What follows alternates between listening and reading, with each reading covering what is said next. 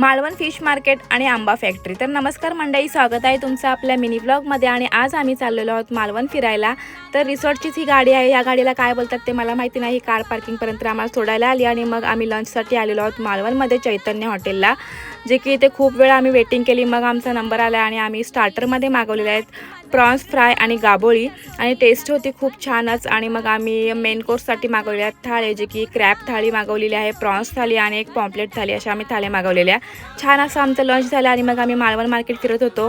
आणि इथे आलो तर मला मालवणी खाजा खूप जास्त आवडतो। मग काय काय खाऊ असं घेतलं आणि मग आम्ही निघालो राजकोट किल्ल्याकडे।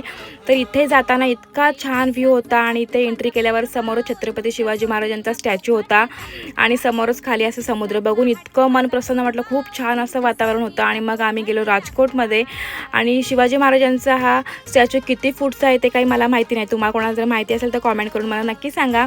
आणि मग इथूनच आम्ही सिंधुदुर्ग किल्ला बघितला आणि काय नजारा होता, एकदम मस्त वाटलं, मस्त फोटो वगैरे काढले। आणि मग तिथून आम्ही गेलो आहोत मच्छी मार्केटला, जे की इथे खूप मोठा असं मच्छी मार्केट आहे आणि सगळ्या अशा प्रकारची इथे मच्छी होती आणि खूप साऱ्या असं मच्छींचा लिलाव वगैरे चालू होता। आणि ते सगळं आम्ही मार्केट फिरलो आणि समोरच मोठ्या मोठ्या सुरमई दिसल्या। मग काय लगेच एक सुरमई उचलली आणि मस्त फोटो काढले, रील्स बनवले आणि खूप छान असं वाटलं मला या फिश मार्केटला।